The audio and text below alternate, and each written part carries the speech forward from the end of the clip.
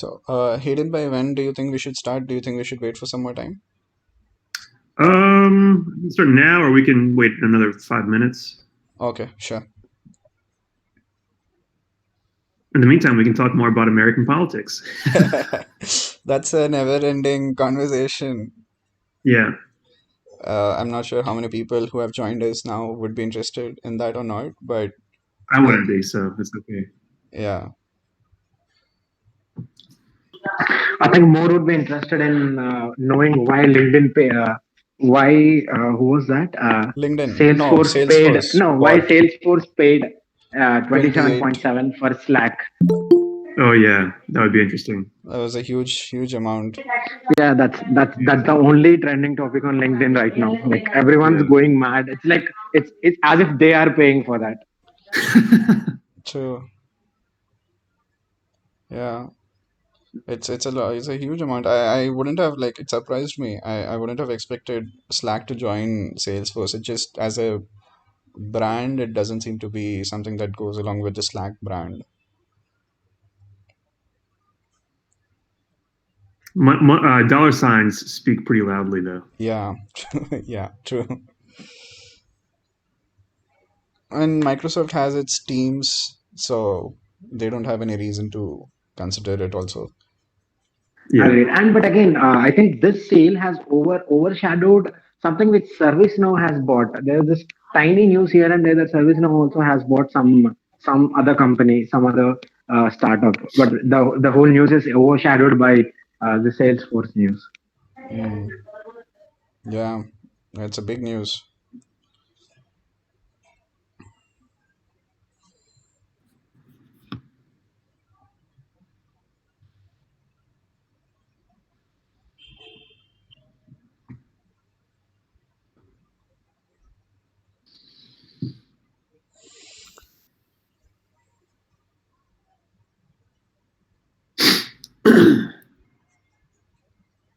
Actually, a few weeks back, heard about there's an open source um, kind of.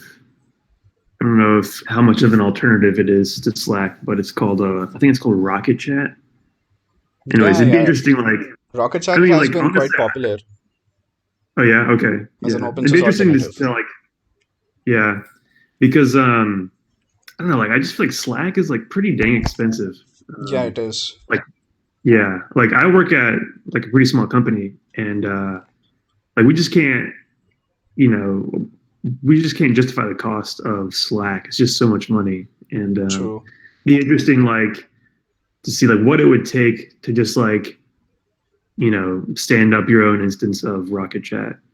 I've seen some companies do that with Rocket Chat Yeah, and other options as well. I've seen some companies just go with something like Discord as well, which is what we use as a uh, community. Um, yeah, but yeah, I've seen like so Slack is supposed to be, I mean, it's designed to be for small teams, but it's also the whole that chatting kind of instant communication market has been saturated as well. There's a lot of options available today, even yeah, for team communications and stuff. So this at this point, like Slack has a sleek design and everything, but it's if you really kind of get into it, there's not much of a difference if you go with Slack or with some other alternative, platform. So yeah. I think when they came out and like a few years ago, they were like leading pretty much. They kind of completely disrupted the whole industry itself. But today, I Mm-hmm. don't think they have that kind of a position. Kapil, on a side note, this could be a new noob question, but like how difficult it is to create a very scaled down, not so fancy version of Slack for any internal team. It's actually very, very straightforward to create your own group communication thing, especially because there are so many open source options available today. There is Rocket Chat, as Hayden mentioned. There's other options like Rocket Chat as well. I think even Mattermost is open source, I believe, and they are doing pretty well. There's multiple options available. You can spin off your own thing using that, and you can use it for your internal communication. So enterprises rely on these sole properties because of the maintenance they get from the companies. Yeah, I mean, there are lots of reasons why every company has its own reasons for the platform they use. Some companies rely on they've adopted Microsoft Teams. I've seen some companies, smaller companies, not bigger, some smaller startups use Discord as well for their communication. Some companies have built their own internal communication tool using some open source option. So it depends on how much they're willing to put in, how much they're willing to invest in it, what their what do they want out of it, etc. But today it's not that difficult Yeah, to spin off your own version, own internal chat.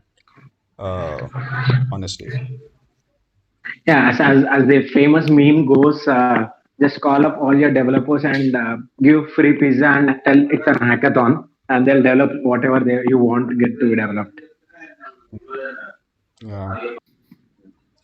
What would be interesting is to see the future of Discord. Discord has done some amazing engineering with their platform, and I'm still not sure how they really manage their expenses. Uh, Last I read, they have some internal funds, but it's not clear how much funds they have, how long they can operate. Um, they have a huge user base, and they're expanding No, beyond their but gamer most of them community. use Nitro, right? Nitro Boost. Yeah, I mean that's more recent, but I don't think that is generating enough to sustain them. So I'm not sure, but I don't think they've raised any money either. So, and they have like more than 100 million users at this point at least. So, and they're expanding beyond gamer community. They have a lot of other communities and groups. Even companies have started using Discord. So it would be interesting to see where they land, how they kind of grow. They also have their own internal video conferencing thing, and screen sharing, everything.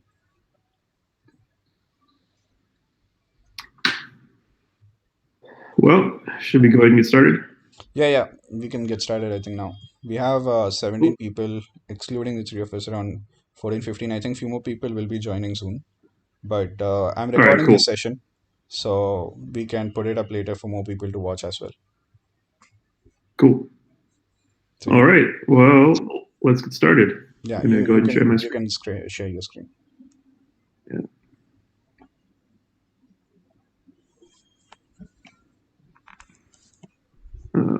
Sorry, give me 1 second.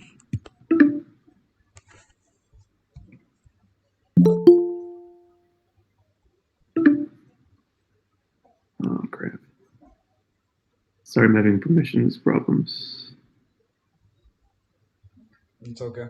Gives us time to wait for more people as well. Yeah. All right. On Meetup, there were like more than one or two, like 100 plus RSVPs. I just checked. Yes, yes. But the thing So is that usually, whatever the number might be, you can expect at least 50% people to drop off. And on top of that, yeah, it also depends on how long ago they RSVP'd. A lot of people RSVP'd 2 weeks ago and then forget that the event is today.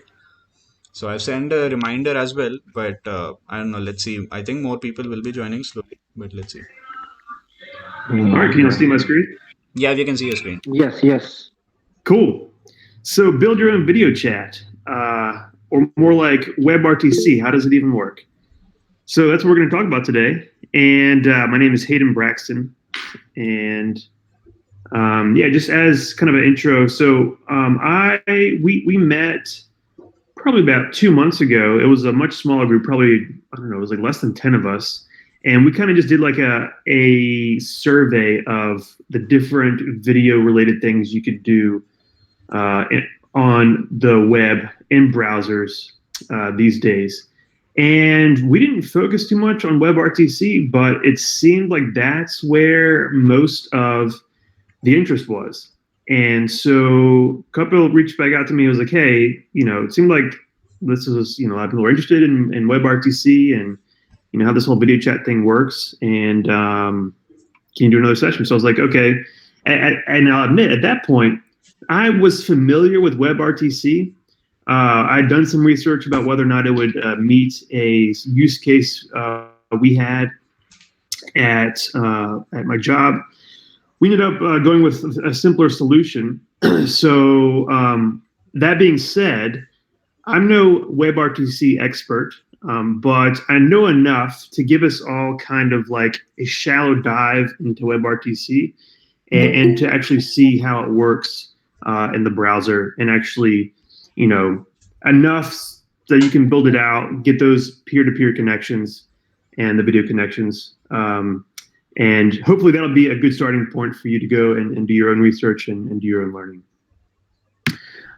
So yeah, and this is me.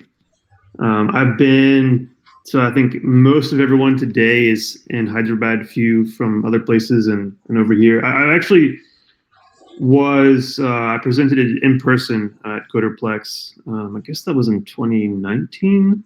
Yeah, and my wife is also from Hyderabad, so maybe someday I'll be able to join you guys again in person once COVID is gone, whenever that happens. But yeah, so let's get started. So WebRTC. RTC stands for real-time communication, and it's the technology, or rather, it's a set of protocols, mostly pre-existing protocols, that power all the video conferencing applications that we know and love. So the goal of WebRTC is low latency, peer-to-peer video, audio, and data communication. The interesting thing about WebRTC is, the big focus is obviously on video conferencing, but you can actually share just arbitrary data over WebRTC as well, which could have a lot of interesting applications. But the cool thing is, it's not just for browsers. So there are WebRTC implementations, or implementations of the WebRTC client in all different languages and for different platforms. So pretty much these days, when you're using a video conferencing application, even if it's outside of the browser, right? Like, even Zoom doesn't run in the browser. Or even if you're on a mobile device, I think even embedded devices can support WebRTC, which is kind of interesting. So it's pretty broad, which is really neat. So we are going to look at WebRTC from the perspective of an internet browser, but on different platforms, it's really not that different from what we're going to see today. The only difference is the API for the client, and maybe some different function calls and slightly different naming conventions, but it's all essentially the same thing. And it's not just for video chat. It's really for real-time video, right? So the obvious application for that is video chat, but you could do a lot of other things with real-time video as well. I think it'd be interesting to see, I don't know, like, honestly, I think there's some like untapped opportunity for like streaming and content creation that's actually powered by WebRTC, because since you don't have limitation of browser, like it works on any browser, works on any platform, you could essentially use WebRTC for content creation on the fly, which I think could be pretty cool. That's definitely a little advanced. I haven't ventured down that, but the other people have done kind of similar things, but it's not really, at this point, it's not really a mainstream thing, which I think is unfortunate. I think it could be pretty cool to see other video uses for WebRTC outside of video chat. And it's not just for video, like I mentioned. You could use it for transferring files between peers, which is interesting. Or, you could even build a chat application over WebRTC. I don't know how useful that would be itself, because WebSockets meet that need pretty well. But pretty much when you can share arbitrary data between users, especially when it's peer-to-peer and no server in between, that could be pretty interesting. So now the real question is, well, how does it actually work?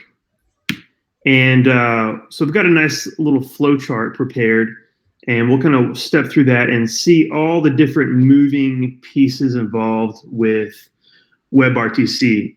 But before we go through that, does anyone have any initial questions? No. Okay. All right. So we'll just get started. So I'm going to run through this flow chart really fast, and I'm not going to explain anything. And then I'm going to step back and then walk through it and actually explain what it means, just so we can kind of get like a preview of it and then actually break down everything. So this is the whirlwind version. So we have two peers. We have peer 1 and peer 2, and they would like to connect to each other over WebRTC. In this case, we'll just assume it's video. So the first thing we're going to have is a signaling server. And the first peer will send an SDP offer through the signaling server to the second peer, and the second peer will send an SDP answer. And from there, they will perform ICE candidate exchange over the signaling server, communicate back and forth, and then they can communicate over or they can use a stun server to communicate.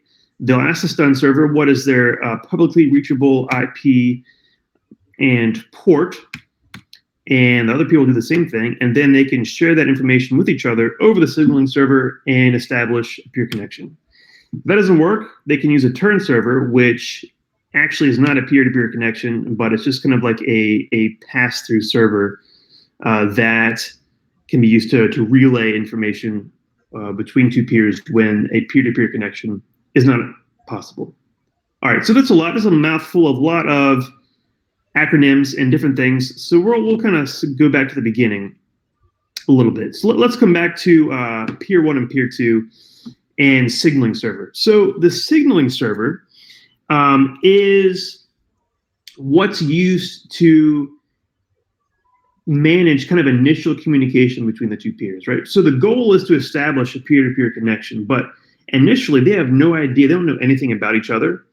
So we need something for them to be able to like kind of talk to each other initially before they can just establish that direct connection.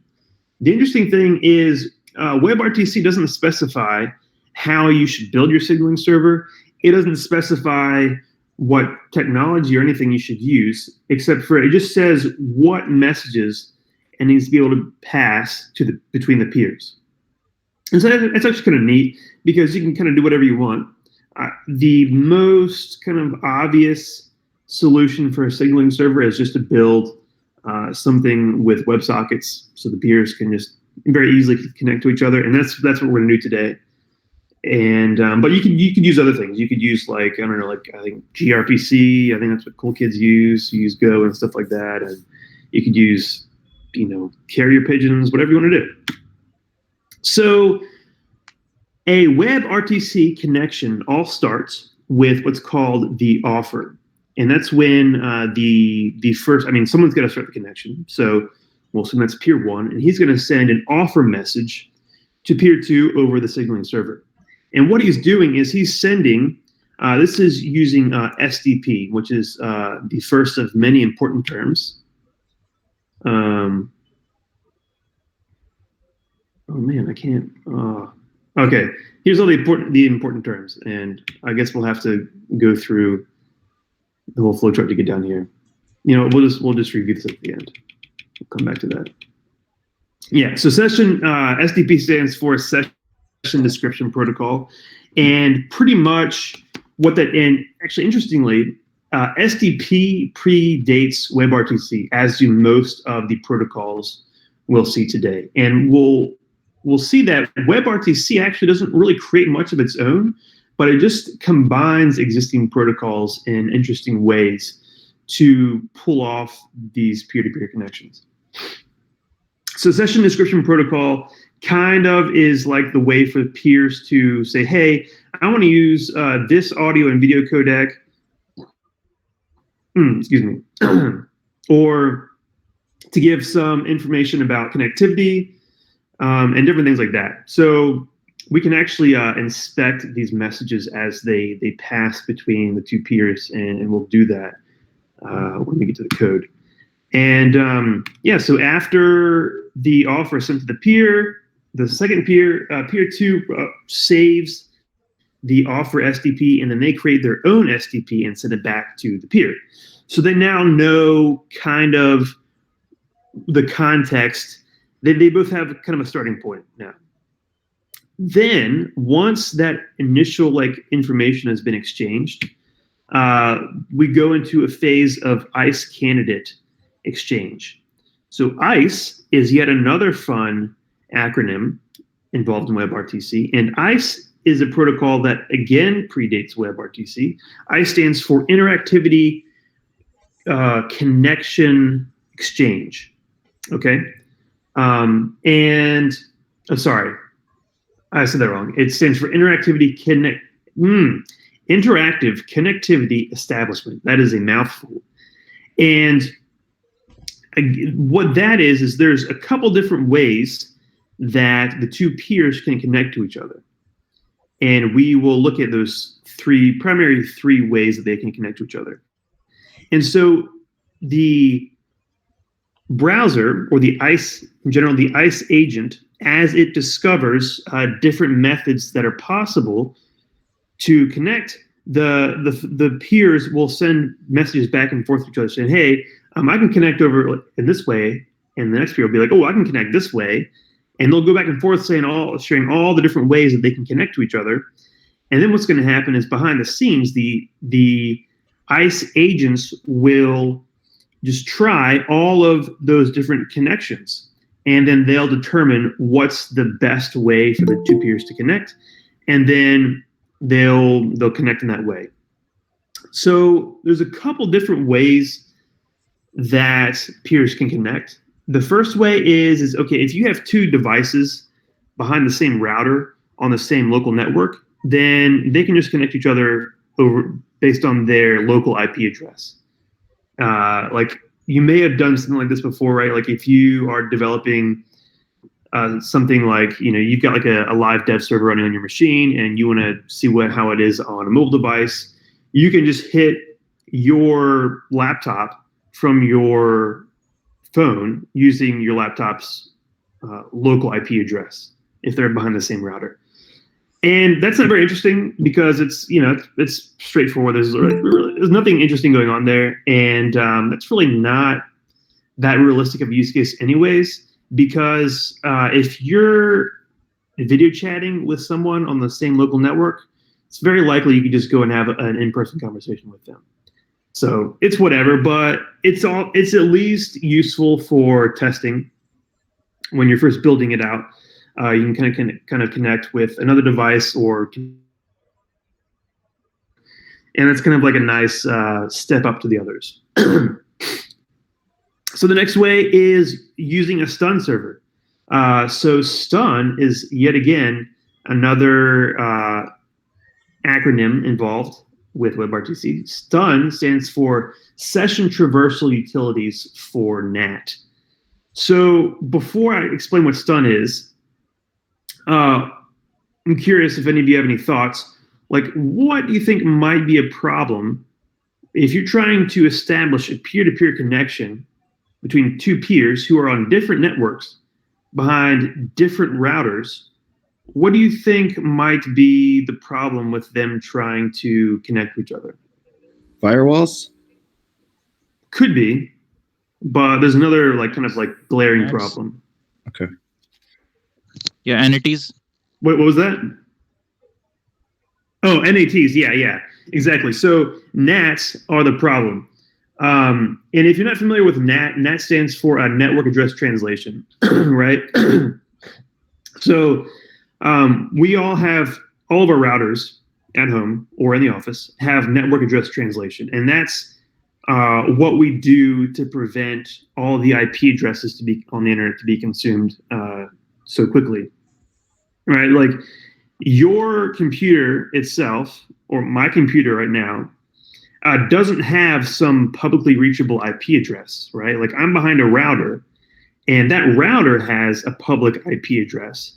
But then what happens is as I send messages or different network requests out to different devices on the internet at large. Sorry, I had a message, got distracted. So when I send messages out to different devices on the internet at large, though they need to know who to send it back to. So then servers that I talk to out on the internet, they'll send a message back to my router's public IP address, and then whatever specified port that the router or the network address translation knows, okay, goes back to me, right? Because there could be multiple devices behind the same router, behind the same public IP address. And so stun is the first method to connect peers behind two different routers. So it's actually pretty straightforward. All that it does, it's very lightweight. A peer will just send a very small message to a stun server, be like, hey, what's my address? And the stun server will be like, oh, hey, this is your public IP address and port by which you can be reached. And it's going to be the public IP of your router and then some specified port. And then the second peer will do the same thing. Hey, what's my address? Oh, stun server says, hey, here's your public IP address and port. And after that happens, they can again exchange that information over the signaling server. And then they both have a public IP address by which they can both be reached, and they can have a peer-to-peer connection. And that's pretty cool. And that works most of the time. And when I say this is very lightweight, like this is very, very lightweight.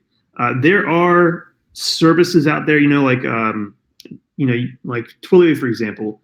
Like if you wanted to build a WebRTC solution and send that in the wild for public use, you might not want to build all this on your own. I mean, you could, but there's some security or some assurance involved in using a tried and true platform as a service. So Twilio offers that, for example, and they offer some of these different things you need to connect. And they offer a stun server you can use, and they don't even charge you for it. Like it's so cheap. So it's super lightweight. You can deploy your own. You could use someone else's. Doesn't really make a difference, and you're really not going to have many problems with setting up stun. And that works most of the time. There are cases where peers won't be able to connect to each other over stun, and in that case, they'll have to actually use something called turn. Turn stands for traversal using relays around NAT. So turn is what you do when you can't actually establish a true peer-to-peer connection. It's actually just a pass-through server. So in this case, turn is a server that will pass all of your media and data back and forth between peers. And when this is involved, turn is where WebRTC gets expensive, right? Because if you're having to, even with two peers sending data over through a server, that can add up pretty quickly. And think about what that's going to be like if you have maybe 10 people on a call. You've got 10 people's video streams, all the megabytes and gigabytes of that going through a server. The cost of that's going to add up pretty quickly. It's going to be cheaper if you had your own solution deployed out there, but then you're also responsible for performance bottlenecks, and that could be a problem with turn. And with this, it's possible for you to kind of mix and match some of these. So it's possible, like maybe because of maybe peer 2 can't connect over stun, or maybe it can't get its IP address and port back from stun, and so peer 1 can't reach peer 2 over stun. So in that case, peer 1 would have to talk to peer 2 over stun. But if peer 1 can use stun, well then peer 2 can connect to peer 1 directly, while peer 1 is kind of talking to peer 2 through some other server. So you can kind of mix and match. It really depends on your router and network settings and different things like that. So before we go on, any questions about what we see here?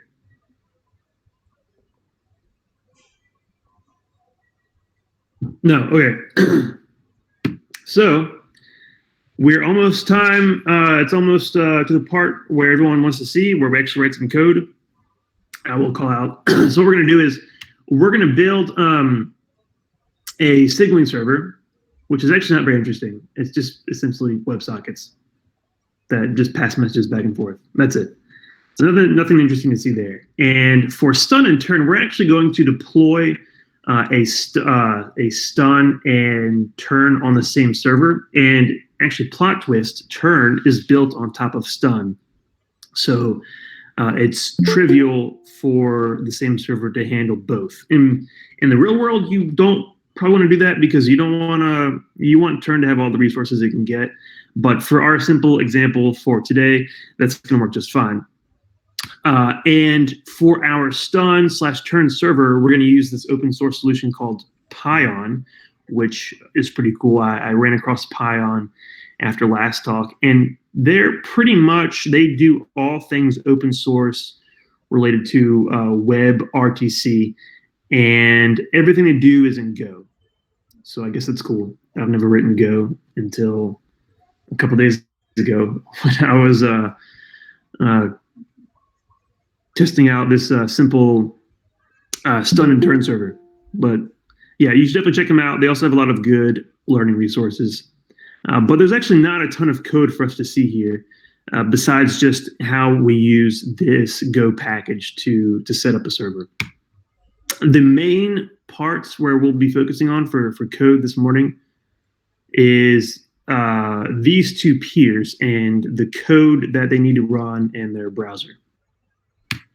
And the nice thing is this definitely seems like a little complex, but the nice thing is a lot of this is kind of like all the tricky parts and all the complicated parts are handled for us by the browser.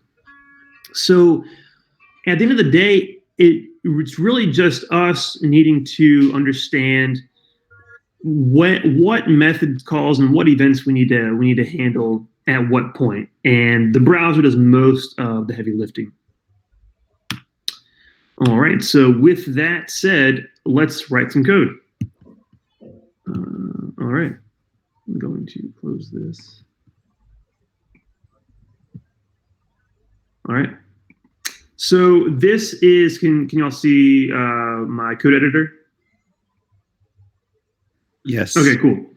All right, so this is what we're going to be working off of. I will give you, this is all on GitHub, so you can pull it down and play with it later.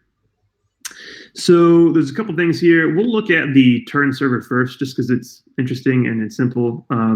I can't explain most of this to you because it's in Go, and I don't really know Go. But the nice thing is if you want just a basic turn and stun server, you really don't need to know too much. This is pretty much a example that I just copied and pasted from Pion, and it just works, and I don't have to worry about it. One thing I will point out here is the interesting thing is you see this auth handler here, and so there is some authentication involved with turn. Now, that also isn't specified, like WebRTC isn't opinionated about how you do your authorization. Because, obviously, if you have a turn server out there, you don't want the whole world using it because that's going to could cost you a lot of money. But how you handle authentication doesn't really matter. Just you do it however you want to. For today's purposes, we're just going to have a single user and single password that's not very secure at all, and that's going to work fine for us. When you do this in the wild, you might, use some identity server behind the scenes or whatever else you use to authenticate and log in users. This is really kind of all up to what you want to do. So yeah, and besides that, I'll also point out that the default port for stun and turn is 3478, but again, it's kind of up to you. You can do whatever you want. Yeah. So, excuse me. Oh. So that's the turn server. Nothing too interesting there to see. Next, we'll look at the signaling server. We're not gonna, I don't know, like I didn't want to spend time actually building this out because there's not really anything going on. I'll just point out a couple things. So we're just using WebSockets, and we have to be able to handle messages from the socket connections. But the only message we're actually going to handle is this message that I created called just a join message, that the client is going to send or the peer is going to send when they want to join. And the signaling server is going to kind of track like all the users that are currently connected, just so it knows who to route messages to, and it needs to be able to tell all the peers everyone else's names. But that's pretty much it. So besides that, it's just going to pass messages through to the intended peer. So if we see this right here on message, when we handle the message, if we find a message handler, which is only going to happen for this message, then we'll execute that. Otherwise, we're just going to pass it through. Every message is going to have a sender ID and recipient ID, and it just needs to pass that message through to the right peer. That's it. Nothing too interesting there. One implementation detail I'll point out is as soon as a user connects to the WebSocket, I go ahead and send them a user ID, which is just a UUID. This is just something that I created. So this implementation is non-normative. If you want to build this, you can do it however you want. This is just the simplest way I could think of doing it. All right, so let's get to the interesting part. This is our client code for the browser. We're going to step through and excuse me, and just implement these different functions. I already have some basic utilities for adding stuff to the DOM and different things like that. That's not interesting. I didn't want to build that out with everyone watching because that would take too long.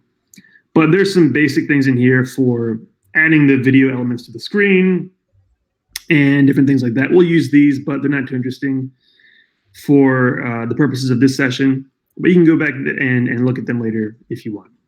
So let's get started. And before we start slinging this code, I'll just give one last call if there's any questions.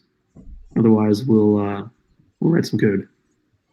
Hey, and you might be addressing this later, but I understand, from your explanation, how connections are made.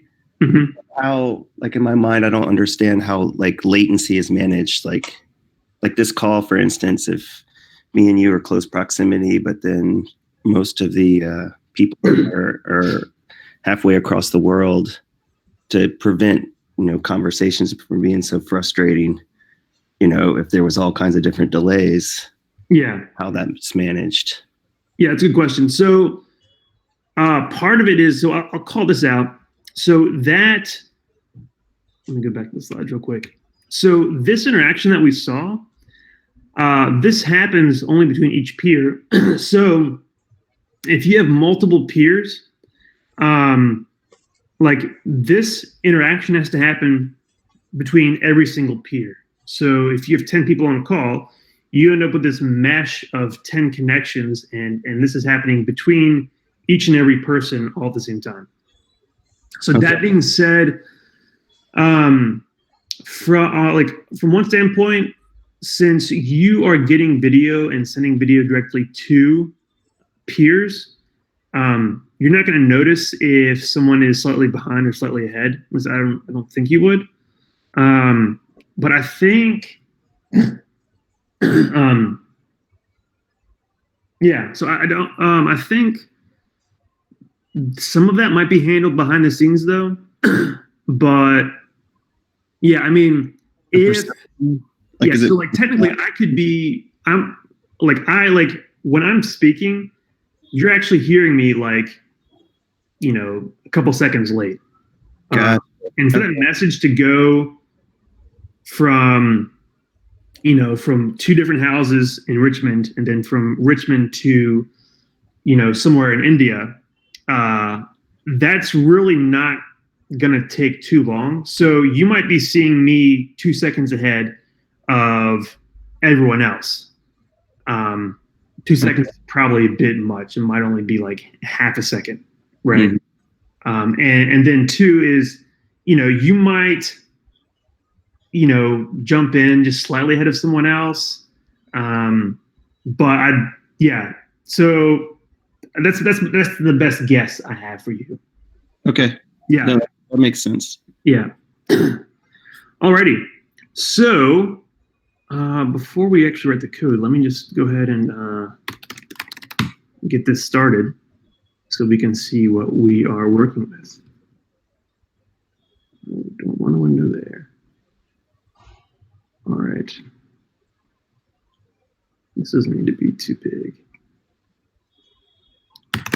All right, so notice that even though it's local, I'm connecting over HTTPS because there are certain things that the browser won't let you do with video and whatnot if you're just over HTTP. And so when you're dealing with video and stuff, it's a little nicer just to have HTTPS just so that there's no funky browser issues. And I'm just using a self-signed cert for that. And this is not like, normally you don't commit these things in Git repositories, but this is not useful for anything except for just hosting things locally. So I don't mind putting this out there. You can generate your own, doesn't matter. All right, so this is what we have working with. Not too much. I've got these couple buttons already wired up to fill in all these settings for us based on whether or not we're just testing locally or actually testing it in production. And then there's this join call button. Oh yeah, I guess that is required, isn't it? Yeah. Right, and so right now that's not doing anything. So let's make that do a thing. So let's see here. All right, so the first thing we're gonna do is we need to get a connection to the signaling server. So what we're gonna do is I've got this function called connect to signaling server. And that just establishes that WebSocket connection to the server. Nothing too crazy there. You can look at that later if you want to. And then I've got this other function that's gonna grab those settings from that small form on the screen. And I need to pick out the signaling server from those settings. And then I'm also going to pass it a map of message handlers. So these are all the different messages we'll be expecting to come from the signaling server. And a map from that message to the message handler. And I'll just pass that in right here. And we have the connection. Now, what I'm going to do is I need to record just the name, right, that we input in the form. So I can display that, and I've got to be able to tell everyone else what my name is. So again, I'll just get the call settings and get the username. Nothing too crazy. And I'm going to go ahead and hide those call settings so that they don't get in the way later. And now this is where it starts to get interesting. I'm going to call this function called init local video. And I need a label. This is just, again, a function I just wired up. And I'm going to pass in my username. So I'll say state.currentuser.username. And I'll just, in case I forget who I am, I'll just remind myself. And let's take a look real quick at what this function is doing. Oh, it's right here. And again, this is something else that we will need to implement. So let's go ahead and do that. So what I'm going to do is I need to do something called get user media. And I'm going to save that to local media stream right here on my state object. I'm not using any framework here. This is all just vanilla JavaScript just to make it simple. All right. Now let's actually look and see. Okay, well, what is this function doing? So this is the first kind of interesting thing here. If you're at the last session, you will remember this. Okay. Yeah. Sorry. 1 second. All right. So right here, what we're going to do is we're going to say, okay, return, and we'll do navigator dot media devices dot get user media. This will not work if you are on HTTP. I think it'll work on localhost on HTTP, but I just make it HTTPS just to be on the safe side. And we're going to pass in some settings here to tell the browser what kind of media streams we get. And if we look at this one, this is telling me that this returns a promise of type media stream. This is a type defined by the browser. Media stream is pretty much the backbone of any video related thing you want to do in the browser. You can use it for things non-WebRTC related, and you also use it for WebRTC. So this itself often gets confused as a part of WebRTC, but it's not. It's just the browser's way of getting a media stream that can be used with a lot of different APIs. So you can get pretty detailed with these settings. We'll go pretty simple today. We'll just say, okay, I want some audio, and for video, it's kind of neat actually. You can, I'll say facing mode, and ideally, I would like the first the user camera and next the environment camera. And what that's doing is that's telling the browser, hey, give me the webcam or the selfie camera on their mobile device. If that's not available, then just give me whatever camera you can find. So you can specify that, kind of neat. And we'll just height of 250.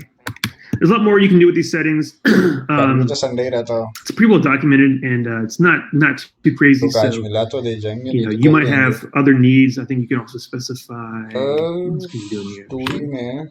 Just for fun. What else? Yeah, we have all these things. Aspect ratio, noise suppression, which is kind of interesting. Sample rate and sample size.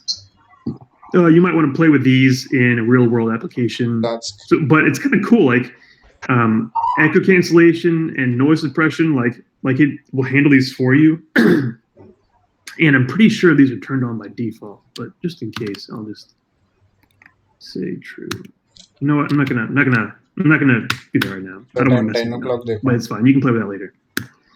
So yeah, that's all I need. And now I have kind of a handle into my device's camera. So if we come back here, okay, we've got that media stream. And then, oh yeah, so this is a promise, right? So I'll go ahead and await this. And let's see. Okay, yeah, we're here. So we got that user media. And then what we're going to do is we are going to call this function that I created for just inserting a video element onto the screen. And I'll give it this is nothing all that interesting, so I'll just give it a label, and I'll pass it a media stream, state, local media stream, and I'll say muted because I don't want to hear myself. That would get annoying with lots of echoes. And I'll give it a parent element so it knows where on the screen it should go. And I already have a spot picked out for that. All right. And with that, let's see what that gives us so far. So I'm going to join. Everyone has booked all the good seats. And allow. First 2 rows. And now we have so far. So that's pretty cool. We have kind of the local video view. It's a movie I want so to watch. Actually, I didn't look at how this works. So I'll show you that real quick. When we do insert video template, all we're doing here is adding a video element to the screen, and we passed in this media stream, right? So all you do to make this video show up in a video element is you just get that video element and you set the source object to a media stream, and it'll show up. One thing I will note however, is that in order for it to work, because thankfully browsers have implemented lots of things to prevent annoying like autoplaying videos. You've got to tell it, obviously you want it to autoplay. If I don't put this attribute on there, then I'll just see the first frame from the video and I won't see anything else. That's not what I want. I want to see the video in real time. And then I'll tell it plays inline. This is like something, pretty much it's not going to like try to go full screen on you automatically. And then in some cases, if you want to play a video, this is outside of WebRTC, but if you want to play a video on the screen before the user is interacting with your page, you've also it's got to be muted. In this case, I don't want all of them to be muted. I'm going to reuse this multiple times, and I only want mine to be muted. So I'm just handling that here in JavaScript instead. All right.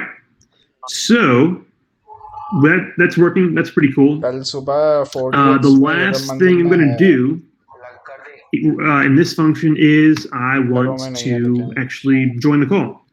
So what I'll do is I'll send a join message, and this is just communicating to the signaling server. And now this. Nothing too crazy here. Let's see. I've got a function that just sends a message over the WebSocket.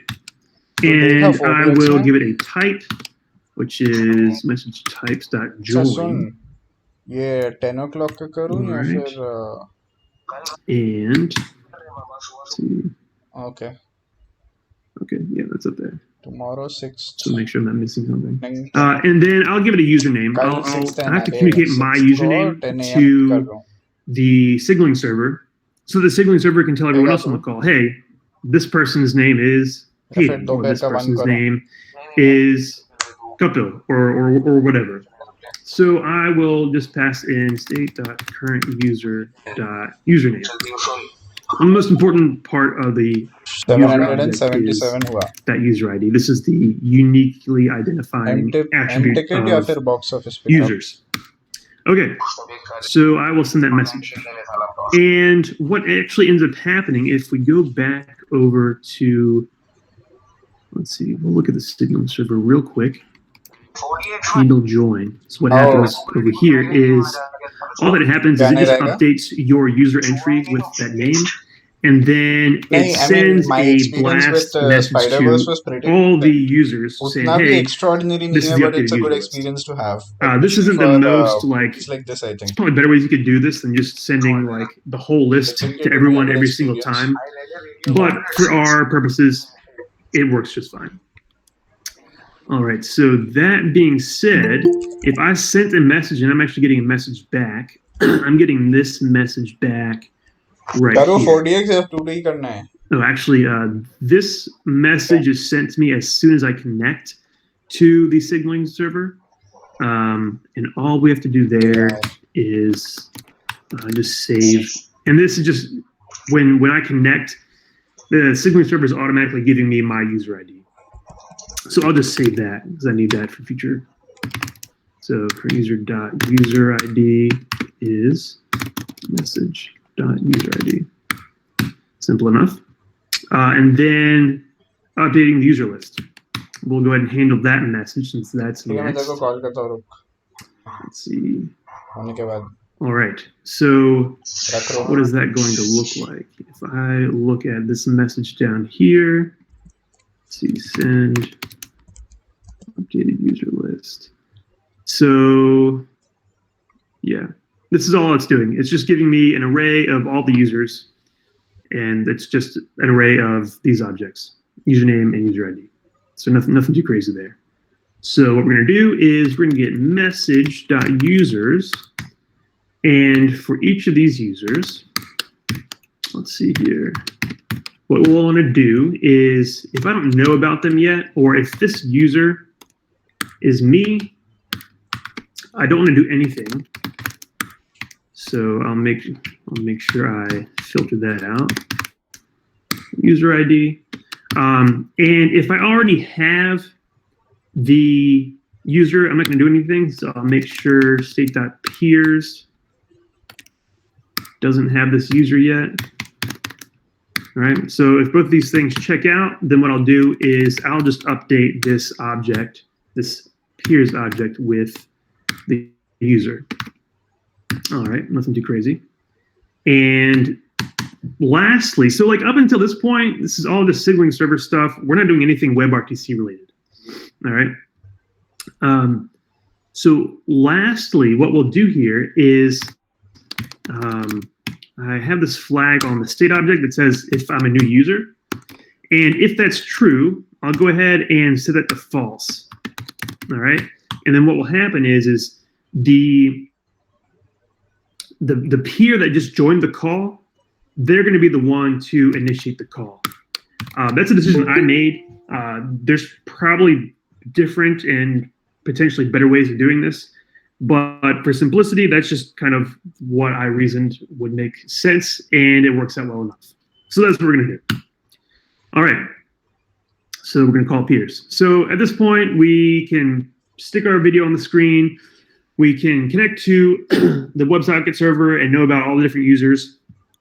And now we actually want to start the WebRTC magic. So let's jump into WebRTC magic. Before we move on, I'll just quick check. Any questions? Still good? Okay. If you have a question, just speak up and stop me. I'm not watching messages, but if you send a message, if anyone sends a message or has a question, just give me a shout and I'll pause. All right. So we want to call peers. All right. So what we'll do is I'll just get let's see, object.values. I'll get an array of all the peers we have, and for each of them, I am going to call this function, which we need to implement. All right. Now, let's see. Now is when we're going to start to get into the WebRTC things. So first thing I want to do is I want to add a video element on the screen for them, similar to what I did for myself. And I'll just give them a label, which will be their username. And I'll give it a parent ID, which is going to be a section on the screen already marked out where all the peers are going to go. And then this is super important. I've got to give it the peers user ID because this will be needed later to look up or remove elements from the screen if someone drops. All right, so we've already seen that. Next is we will get a peer connection for that user, and I'll call this function create peer connection. This is also just a thin wrapper I created over a native API. We're not quite to the native APIs yet. Before I fill in all the details here, let's go and see what this function looks like. All right, well, turns out it's empty. We have to implement this. All right, so this is where things start to get interesting. So we're going to implement this, and this is where we actually start to tap into the browser's built-in WebRTC capabilities. So starting off, I'm going to say let peer connection equal to new RTC peer connection. And this right here is directly from the browser, and this is where all the magic happens.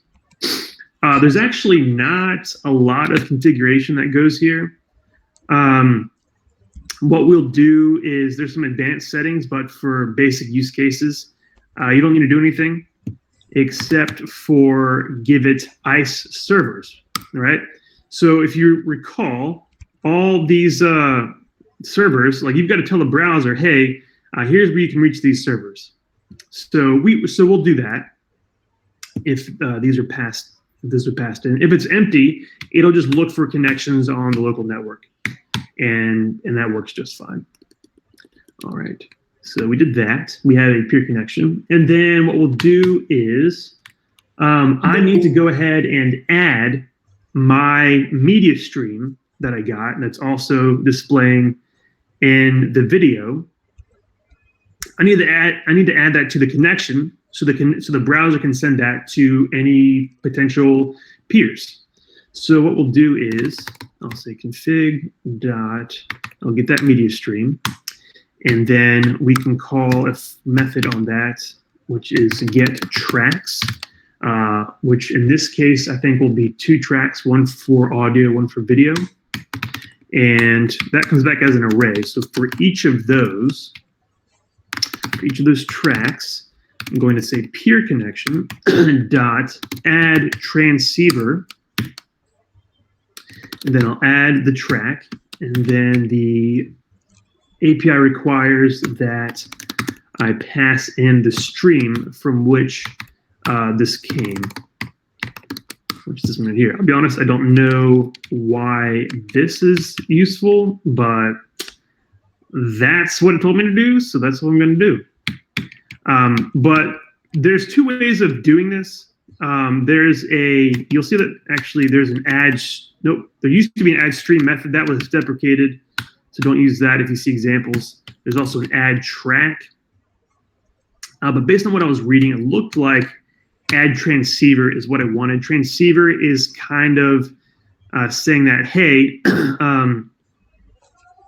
I want to have a bidirectional connection on this peer connection. I think if you just do add track, it handles that behind the scenes. So there might not even be any difference, but that's what I read and seemed to be the safer option. So that's what I did, and it worked. All right. So next we have to wire up some very important event handlers. So the first one is going to be, let's see, what's the first? So the first event that happens when this object is created is going to be an event called on negotiation needed. Okay. As we'll see shortly, this is when the call starts. This is when I send the offer message to my peer with my session description over the signaling server. All right, so we'll assume that we have some event handler passed in up here. And we'll just actually connect all these event handlers. And this is just a convention I created, but I want all these event handlers to have some context, which, let's see, peer context. I'm going to just pass some extra data for all these event handlers. And that will be, give them peer connection and the peer itself. All right. And we're just going to walk through and do the same thing. So I'm just going to copy and paste. How many events do we have? 1, 2, 3, 4, 5. All right. And we'll just do the same thing. But we'll talk about what these mean. So on track is what happens when your peer adds, pretty much when your peer does this, the on track event fires. And then that's when you get their media stream and you can display it on your screen. So that's important. Next is on ICE candidate. That's when we, sorry, hold on. I got a little mixed up. On negotiation needed, there we go. Yeah, so on ICE candidate is when I have to pass, is when the browser tells me, hey, I found an ICE candidate. Go ahead and tell your peer about this ICE candidate, and then I'll send that message over the signaling server. The other two are just kind of maintenance methods. They might not always be called, but when the ICE connection state changes, we'll get an event, and when the signaling state changes, we'll get an event. The signaling state changes, pretty much the most important thing for the signaling state is it'll be in a state called stable. We'll see that referenced in the other code, but pretty much if the signaling state is stable, that means either I haven't started any negotiation with the peer whatsoever, like it's just a fresh peer connection I just created, or it means that we have established connection we're connected currently and life is good. So we'll use that to key off a little bit of logic. And lastly, I am just going to return this peer connection so it can be used in other places. Any questions about this guy here? Okay, no questions. All right, so we get that peer connection, and I just need to pass in all of my event handlers pretty much. So it asks for, let's see, a peer. So we'll give it just the peer. Cheat, take a shortcut. And then I'll need to give it my media stream. Again, we're pros at media streams by now. And then I'll give it ICE servers. I'm just collecting ICE servers information from up here, right? It's pretty much turn server and stun server. And you have to have an authentication method or means of authentication for the turn server. So we'll provide that information if it exists. And we'll just get the ICE servers. Let me make sure I implemented this. I hope I did. Oh, crap. I'm just going to copy and paste this because it's not very interesting. Just getting stuff from the form. I will call out for the turn case. It's an array of objects, and this is what the object looks like for the turn server.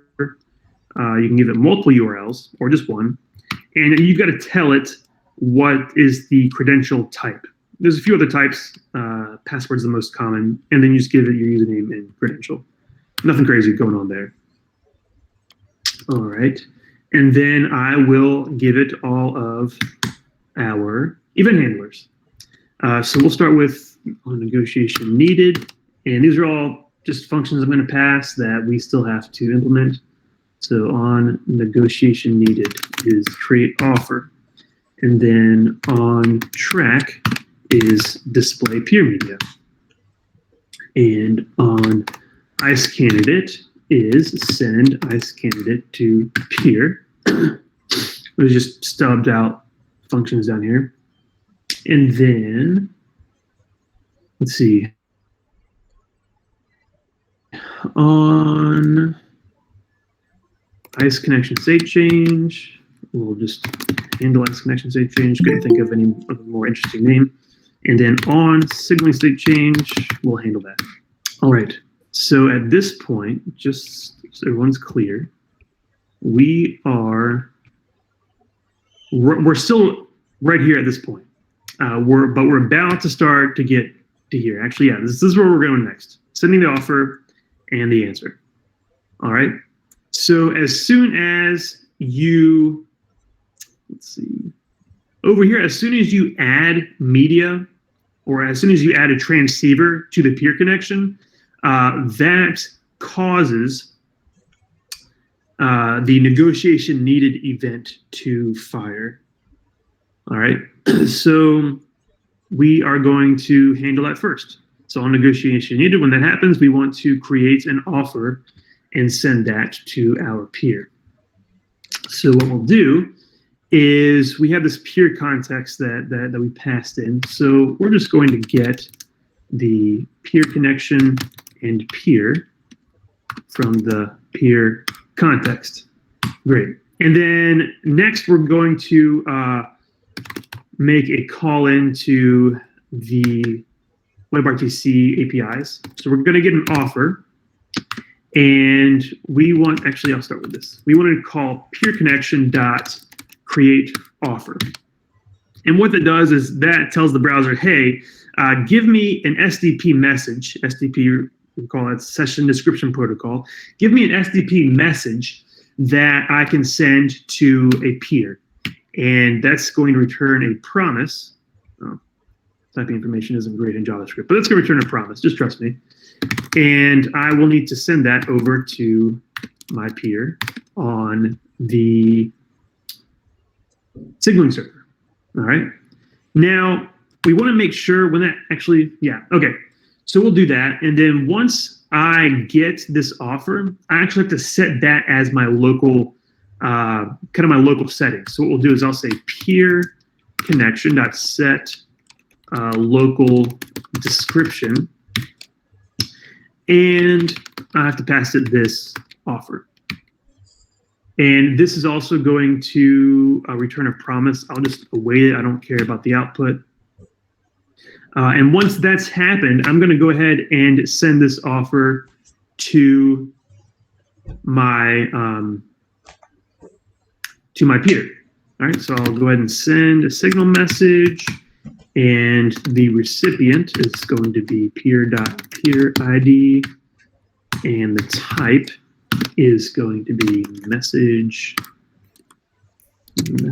types dot offer, and I have to send it the SDP message. So what I can do is actually I'm not going to send the offer itself.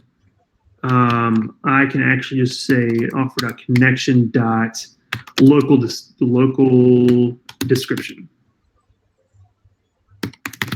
All right, and that's essentially the same thing, because once I've set the description, like this and this are the same thing. I might be able to just pass the offer itself. I don't know, but this works well enough.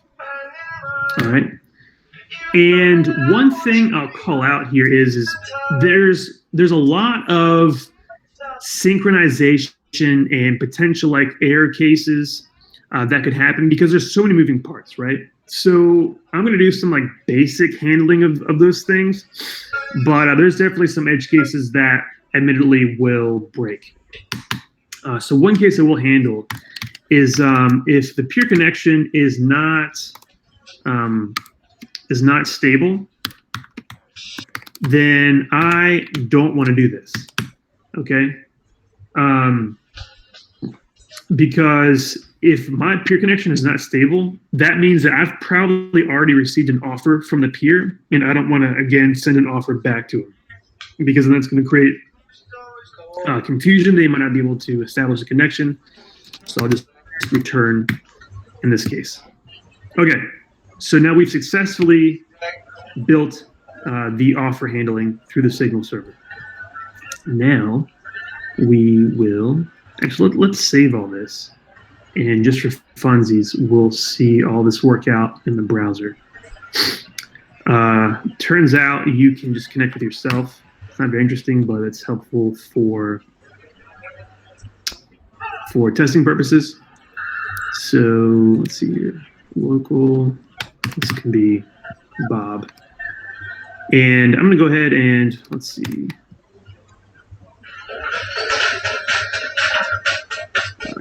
I said the first one to join the call is going to create, or sorry, the last one to join the call is going to create the offer and start the call. So I'll go ahead and join the call over here with Bob. And then as myself, I'll join the call and let's refresh the page. Make sure I have everything I need in the network tab. So I'm going to come over here, and I see I've already connected to the WebSocket server. And I'm going to go ahead and join the call. And let's see the message. Hello. All right, so I got the user list. Oh, you know what? I need to be over here, don't I? Graham? Sorry, let's restart. Let's restart. I'll join the call. I'll join the call here. Sorry, a lot of back and forth. It's a lot to keep in mind. So I'm going to join the call over here, send the offer message to this guy, and we'll see it. We should see it over here. So I will join the call. And try to just gain. And let's see. Let's make sure the message was sent. So for reading, I think it was. Yeah. No, I didn't get that message. that right That's okay. We'll just keep on writing code, and it'll all work out. can be done so that I actually Okay. But that depends on what. Once we get to the end, it'll all work out. That depends I've on tested what this you already, think or so feel is fun, you're no? not the guinea pigs here. So I'm not able to. Okay, so let's see, create offer. And then calling you. Okay, so we did that one. So that's nice, and we are sending that. Let's see, what's next? Next, we need to, ideally, we would send an answer. Now, WebRTC, the API doesn't know anything about answers because that's handled through the signaling server. So we have, let's see, where are those? We have these message handlers right here. And so we have to respond to the offer. So we need to go ahead and implement this one. Okay. So what we'll need to do is it will look kind of similar to creating the offer. First off, I'll get that peers, and then message dot let's see, sender. Okay, and then I'll get a peer connection for that user. Right. So at this point, the receiving end of the call, they now have to create their RTC connection object. So in case that's already been created, I'll keep it in case there's, some things are, timing is kind of odd. But if not, I'll go ahead and create that and initialize that peer connection for the peer. And that's what we've already seen with this one.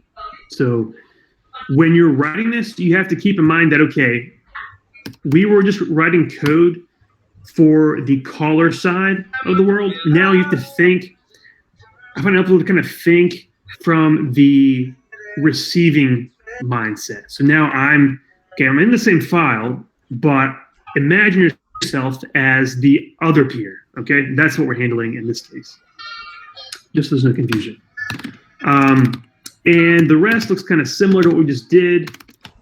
We will get the remote SDP message, and I think I can use it as is, but I'll do this just to make sure it's in the right format and whatnot to make the browser happy. And then what we'll do is I'm going to set, similar to setting the local description, which we saw last time, I'll need to set the remote description.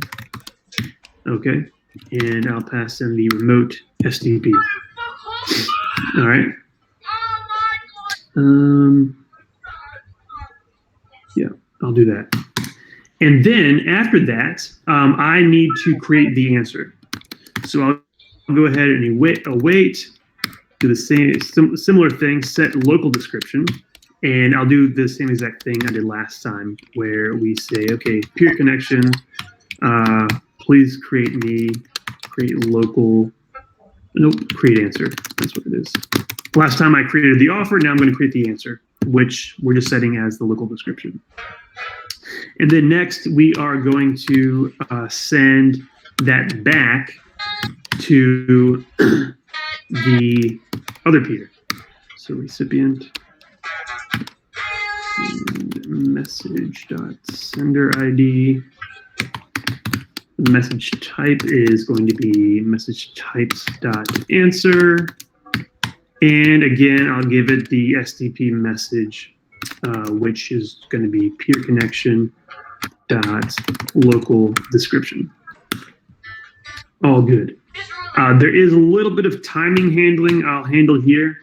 So once we get to this point, I'll want to check and see if the signaling state on this connection here, signaling state, if it's not stable, that means, again, we're already in the middle of communication.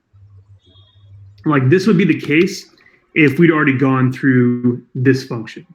So if that's the case, and sometimes you might have a little bit of a back and forth with offer and message, I want to go ahead and do peer connection dot set local description. I'm going to set kind of a special one here called rollback. Pretty much what that does is it resets my local description to whatever it was when it was last stable. And then I also need to do peer connection dot set remote description. So pretty much like if I get an offer after, for some reason, after the offer answer coordination has already happened, I want to kind of like reset myself and before I set the remote SDP again, or setting the remote description. And I actually need to await both of these. Nope, don't want to do that. What I'll do, I want to await both of these, but we'll do promise.all. Get a little fancy, because fancy is fun. And if that's not the case, then we can just go ahead and set the remote description. Should be an array. All right. So I think that looks good. So just review. We got the offer session description. I went ahead and got that. I set that as my local description. Sorry, I have to tell the WebRTC API, hey, this is what my remote peer is using, okay?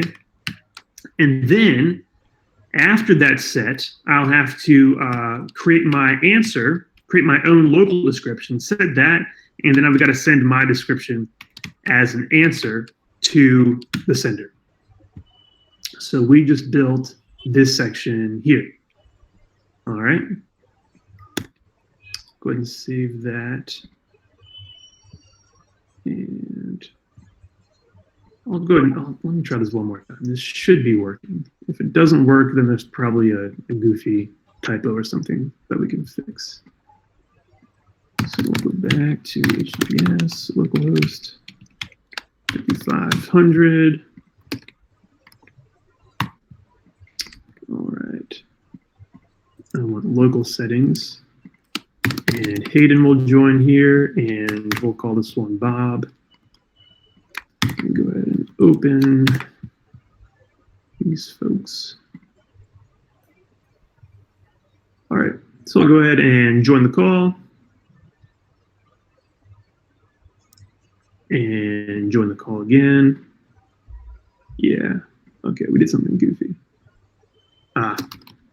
We had a goofy typo, which would be in here. Yeah, servers, that should be config.ice servers. There we go. Okay, that's what was the problem last time. So now I know I'm not crazy. All right, so while we're here, we'll go ahead and look at these messages coming back and forth. So let's see, Bob will join first. So that means for the purposes of our code, the second one to join is going to send the offer. And then, so when I click join, Hayden will send an offer to Bob. Bob will get the offer and then send an answer back to Hayden. So we will see that happen. All right. And notice we don't see anything here because, yeah, we still haven't handled actually getting the remote media yet. All right, we got user list, response. Oh, I'm still just getting the user list. Do I have any errors? Nope, no errors. Okay, that's fine. Oh well, we'll keep going. It'll all work out in the end. Okay, so we built this portion. Any questions so far?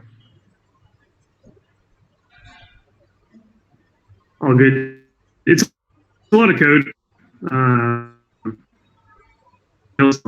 Might not make more sense, but if you go and look at it tomorrow, it'll probably make more sense. All right, so the next thing we need to handle is this ICE back and forth exchange. All right, and that isn't really too much to handle. all that's going to happen is, let's see, right. All right, so what we're going to do is, let's go back to where we started the peer connection. Okay, so what's going to happen now is the WebRTC layer and the browser is going to be like, oh, hey, I have an ICE candidate. You need to send this to your peer. So we're going to do that. And then in this function, we're going to say, okay, I've got this peer. Let me send that to, or I've got this ICE candidate. Let me send that to my peer. And then the peer is going to receive that message from the signaling server, wherever that is, right here, and handle that. So that's the back and forth flow we're gonna fill out now. Okay, so let's see. So we'll start with send ICE candidate to peer. I have no shame. I've got a big monitor to my right here, and it's got all the code written out. So I'm just copying what I see. I mean, I wrote the code originally, but I don't have to think about it now. It's kind of nice. All right. So when we get this event from the RTC peer connection, if we are given a candidate, what we'll do is we will send a signal message. So from here, like all of these event handlers now get pretty simple. There's really not a lot going on now. It's really just sending messages or doing like a single thing.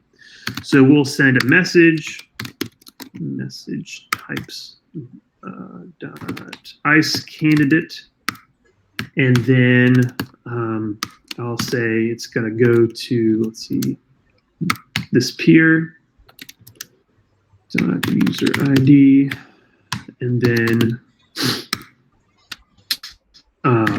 lastly I have to give it this candidate that came from the WebRTC layer, and that's it. Nothing crazy there. Okay, so then that's going to go through here to my peer, and then I've got to be able to handle that on the other end. So now on the receiving end, I need to find that message handler from the signaling server,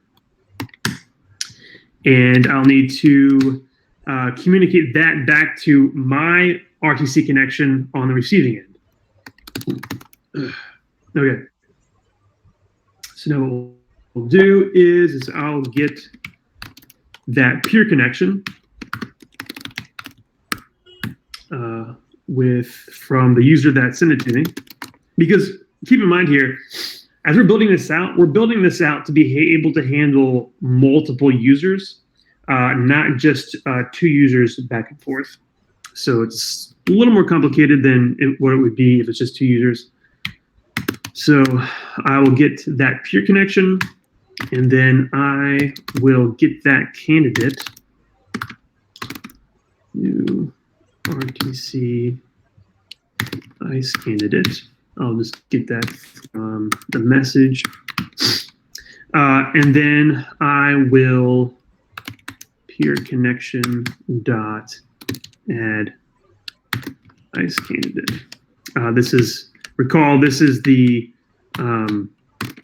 RTC peer connection that we created, and add ICE candidate is just a built-in function on that. So this communicates back to the WebRTC layer in the browser that, hey, this is a potential way that we can connect. All right. This actually returns a promise, I'm told. And I'll await this. I don't know if that's actually useful, but I might not need to do that, but I'll do it anyways. Okay, so now we've built this back and forth, okay? And everything else, all of this right here, we don't have to build anything for this because we've already, assuming we have a stun server and turn server, these will pretty much take care of themselves, and the browser will handle all this for us, which is pretty nice. So we're pretty much done. Let's see, how many more to-dos are there? There's a few more left to fill out. So we'll just fill out these few, which are just kind of like error handling. Let's see here. Oops. ICE. connection. What do we do there? All right, so recall that this is a event handler that we are going to put on the RTC connection object. And then what we'll do is let's see, peer context dot peer connection dot, you know what? Okay, here's what I'm gonna do. I want to get peer context dot peer connection, and I want to look at the ICE connection state, okay? And if it's closed, failed, or disconnected, I'm just gonna close the call. All right, those are pretty much error states. You can look more into those details later if you want. Let's see. I'm gonna cheat a little bit. I hate just having multiple comparisons. So if we have closed, failed, or disconnected, then we are just going to call this dispose peer connection method. Okay, and then let's see, handle signaling state change.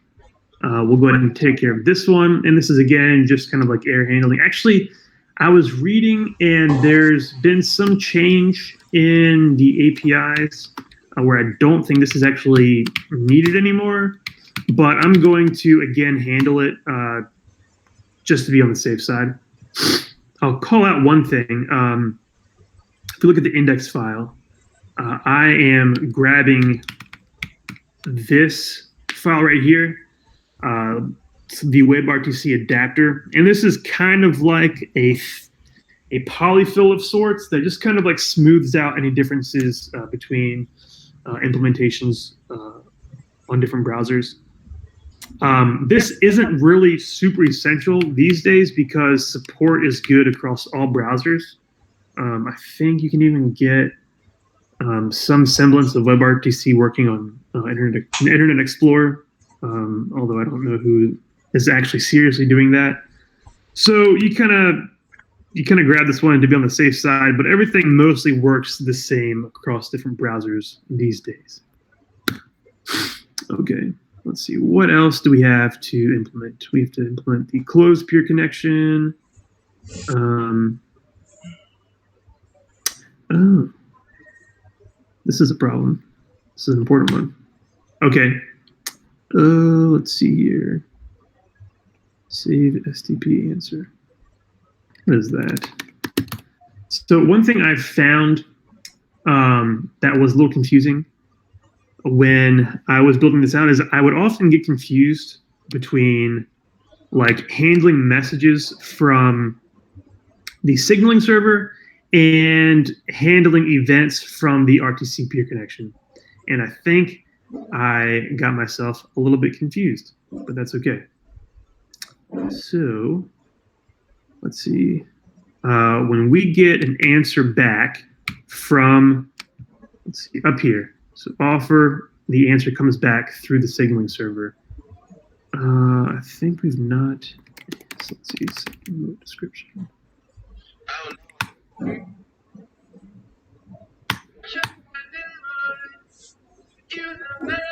Okay, yeah, so here's the problem. One thing we didn't do, right, okay. So over here, the offer is sent to the peer sends their answer back. So we handled everything on this end, but we still have to handle saving the response to the answer. So we will do that right now. And that's actually not too crazy. All we're going to do is, again, I'm on the initially offering, the initial calling side. So I'll get the peer connection. Again, from state dot peers, and that'll be the sender ID from the message. And then now the receiving ends answer, I will do, let's see, RTC session description. So I now have the answer SDP message.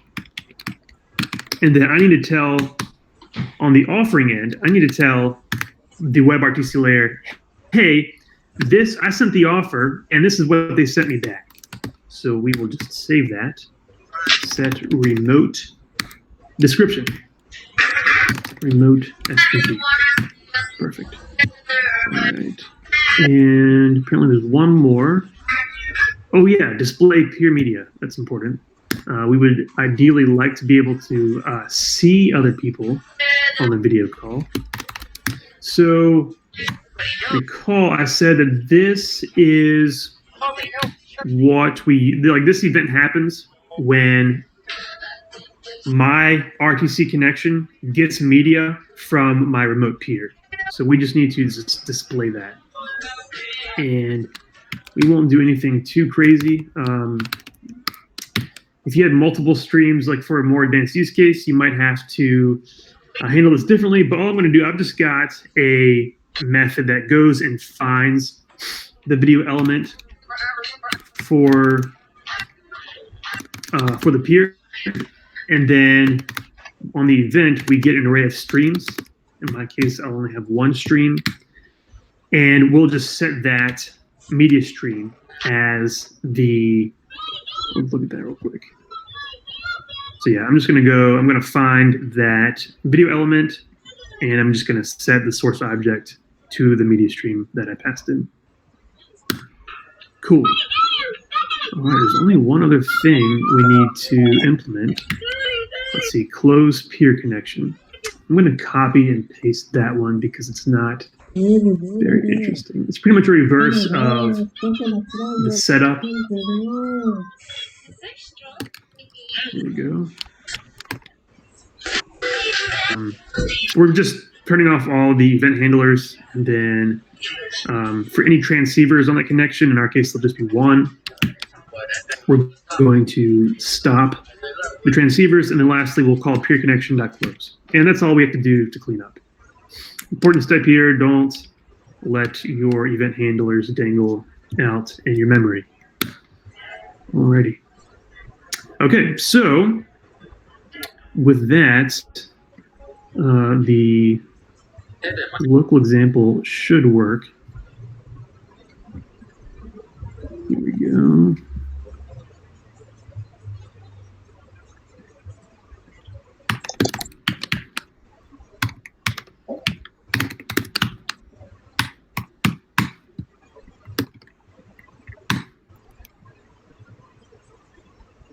We'll join local. Aiden will join here. Oh, you know what? Why is it so huge? Wow, it's a giant window. Okay, there we go. And actually, you know what? I want the network tab for all of these. So I'll just refresh. So I have the WebSocket connection from the beginning. Okay, there we go. I'll join local, and I'll join as Bob. Join the call, and I will join the call over here. And it's not working, but that's okay. And, what has happened? Ever since we will go and fix this real quick. what has happened is ever since Let's see. Line 21. Let's go fix line 21.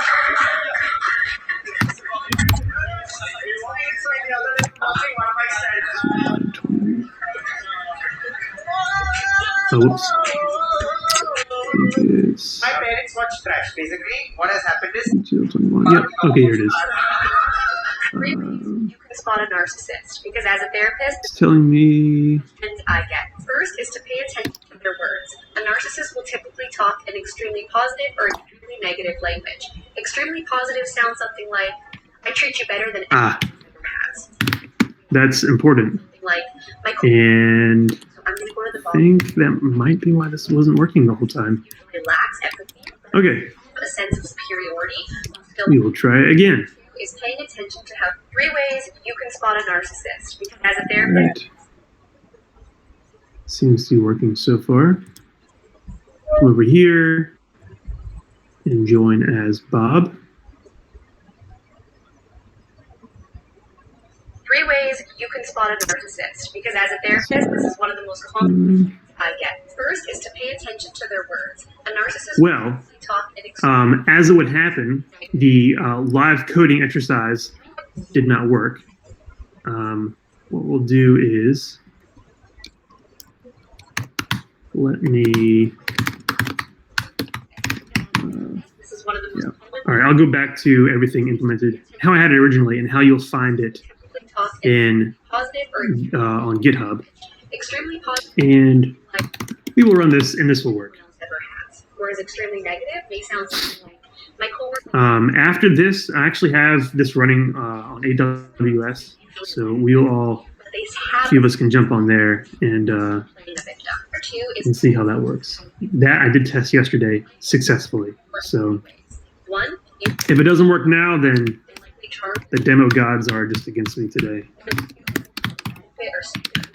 Alrighty. Or number 3, you feel like you can't move because they don't get you. Going over there.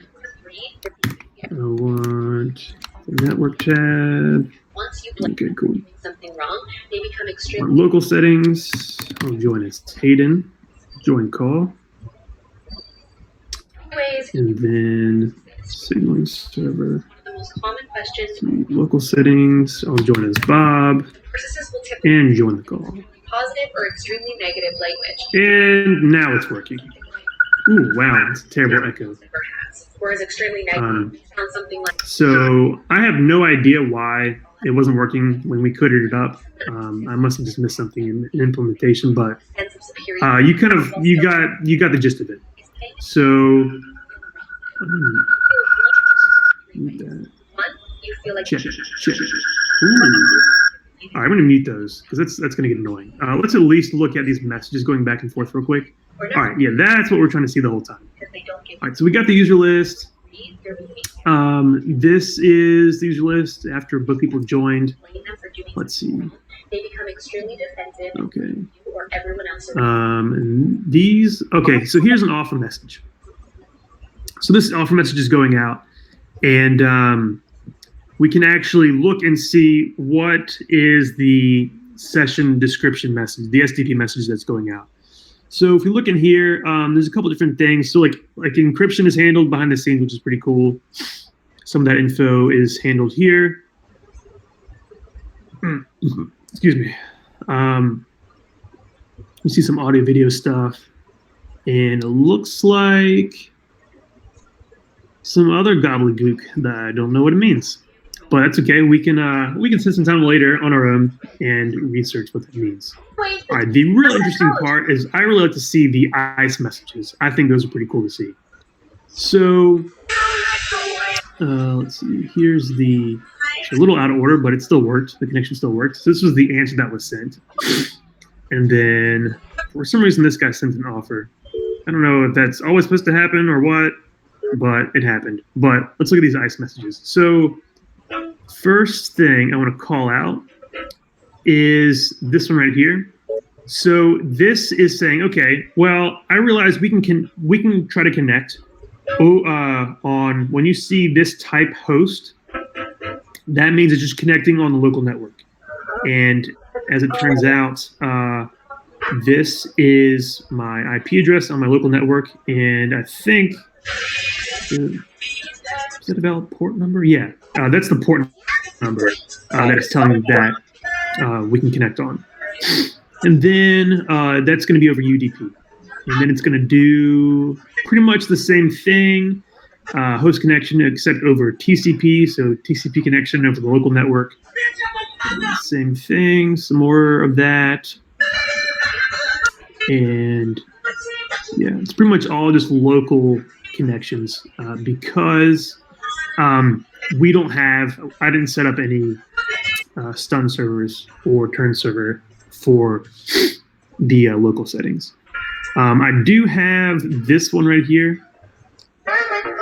Right here, I could run this and see that in action as well.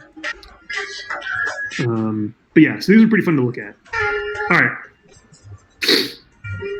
Any questions? I have one last demo where we're all going to jump and have a video call on another domain. Don't leave the Google Meet, but we can have a video call while on a video call, which is pretty cool. But before we do that, that's pretty much all I wanted to cover as far as code goes. So is there any questions about code, how any of this works?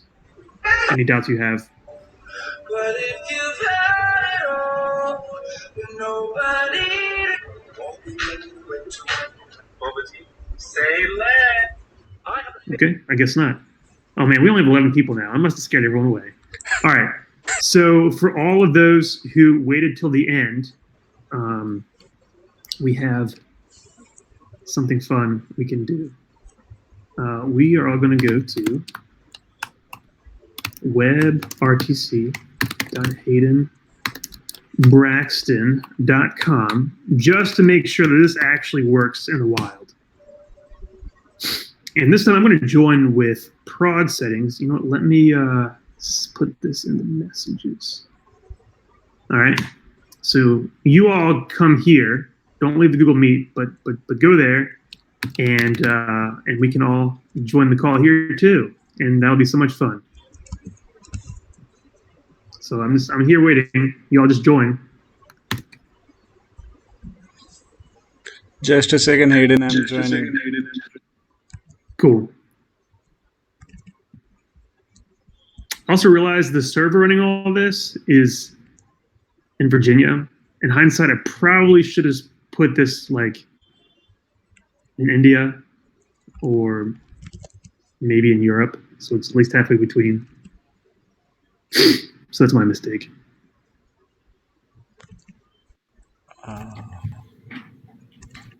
Hey, when I wanted to enter for the Serene server. Sorry, you're going to click the. Sorry, let me refresh the page here. Oh, click when you join. You're going to see all this blank. Just click the prod button, and it's going to fill out all these settings for you. Gotcha. Yeah. I might have muted the Google Meetup too soon.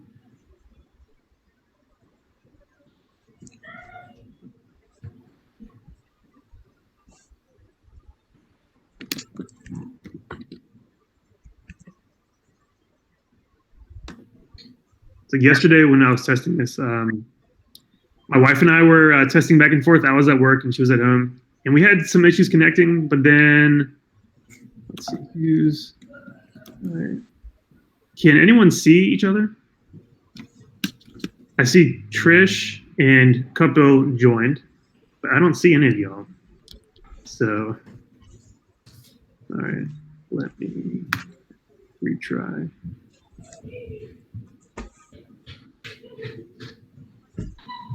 Okay, I can see Trish. All right. It's terrible. I can see Todd. Is that me feeding back? And I can see a blank screen for a couple. Can anyone hear me? Yeah.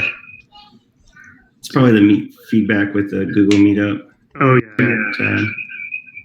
I'll mute. I guess I'll mute myself. Yeah, so it would be nice. It would be nice if there was a mute button, wouldn't there? But this has no mute button. But that's an implementation detail for the interested user. Yeah. If someone from Hyderabad could join, that would be great, just to make sure that this works. Because if it's only the Virginia folks, I'd feel really bad.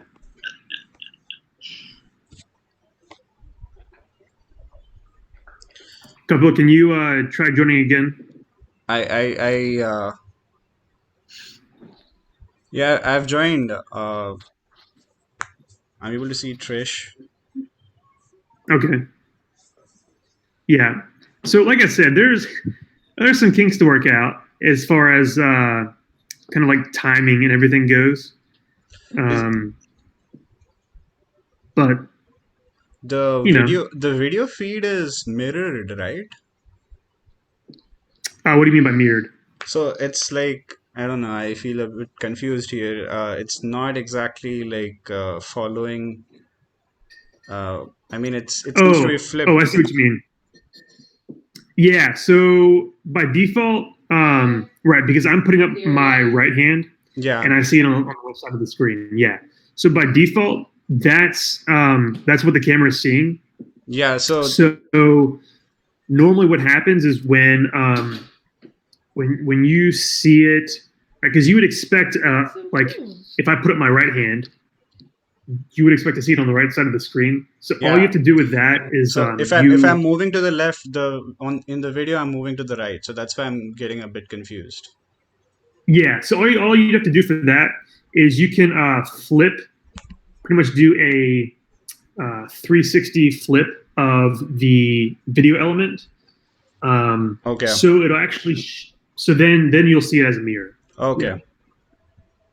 Yeah. I'm gonna try to join one more time. Okay, couple, I can see you. Can you see me? Yeah, I can see you. Yeah. Okay, cool. All right, so it finally worked. took a few tries, and I can see Trish. I can't see you. Dang it. All right, well, I think we'll call that a success. We got close enough. Who can see? Who can see? Trish can't see me. Okay. Yeah. Cool. All right, so that's that. Yeah, like so. My light is not working in my room, so. Okay. Yeah, I'm gonna go ahead and jump off. Yeah. All right. So, as you can see, WebRTC has a lot of moving parts. Actually, let me go back to presenting. Yeah, so as you can see, WebRTC has a lot of moving parts. It's definitely not trivial. And to make this work better, the peers and probably the signaling server would need to be able to handle some of those timing issues a little better. But it works well enough to kind of get a feel for how WebRTC works. So we'll go through here. For future reference, if you want to come down here, you can see all of the fun terms we talked about. These are some other terms, DTLS, RTP, and RCP. Those are kind of implementation details that are handled behind the scenes, but you can learn more about those if you so desire. So and here's the sample code if you want to get that and play with it. And lastly, I'll share the slides and sample code links probably on the Meetup event as well as on the Discord server. But here's a lot of really great resources that you can look at to kind of get a feel for, like, to get more information on WebRTC, how it works, and implementing different use cases. So one thing I'll call out is, again, these folks at Pion, they're a pretty active community who are building all this stuff. Late one night, I was on their Slack channel, and I had a question about how to get something working. And like within like 15 minutes, it was like late at night, one of the maintainers like reached out to like help me out, which is pretty cool. So my initial interactions with these folks has been nothing but positive. And there's a lot of work to be contributed in this area. So they actually started this site called WebRTC for the Curious, which is super helpful, but there's some parts that are missing. So there's like a media section in here somewhere, right? So like, ideally there would be some content here, but there's not. It's still a great resource, but I point that out to say there's opportunity for contribution, both here as well as other projects that Pion has going on. So if this is something that interests you, this would be like a great opportunity, like a very good opportunity for a contribution and learning. So definitely check them out. Yep. All right. So that's all I have. I hope hope you're inspired to go and tinker with WebRTC and build some cool stuff. Does anyone have any questions in closing?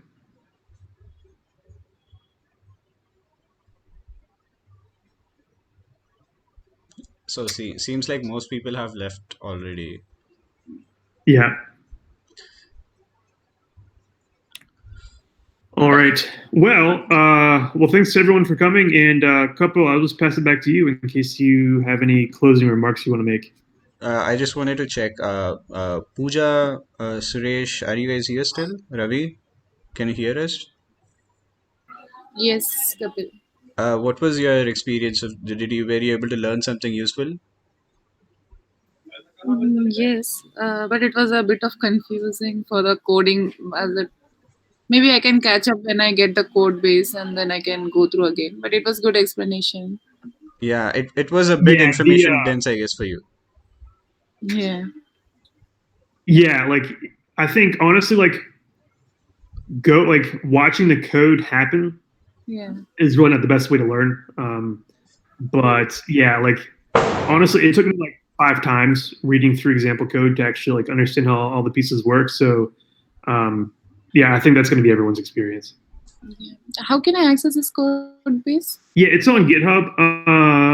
You can share it on Discord. Pooja, I'm not sure if you are there in our Discord or not, but you can go to chat.codoplex.org and that should let you join our Discord chat room as well. So, But I went ahead and just sent a link in the messages. yeah. Yeah. Uh, Even Kapil, can you just send Discord Yeah, chat name? just a What? second. Just a second. So that's the link. If you follow that link, you will be able to join our Discord server. We have many more developers from our community in that server in that chat room. So you can ask questions, share resources, anything. And Hayden can also share slides and code and stuff there. Yeah. Sure. Thank you. Ravi, Sandeep, But are you guys yeah, here? Yeah, I'm there. What was your experience like, Ravi? Were you able to learn something useful? Yeah, the web artist was completely new for me, so it was too, way too hard, a bit complex to understand. But I think I will need some time to understand and go through the code and from the GitHub. I will try that. Then I think I may be able to understand by deep and all the networks how they connect. Yeah, sure. If you have any questions or anything, you can like post the session as well. You can ask them in Discord as well. Yeah, sure. Okay. Thank you. yeah, as y'all are going through the code, I'm happy that y'all just reach out to me. I'm on Discord, so reach out with any questions. I'm happy to chat with you guys about any questions you have. Yeah, sure. Thank you guys for joining the session. Since most people have left, there's not much I have to add as well. So let's hope like we can plan a few more sessions on this topic.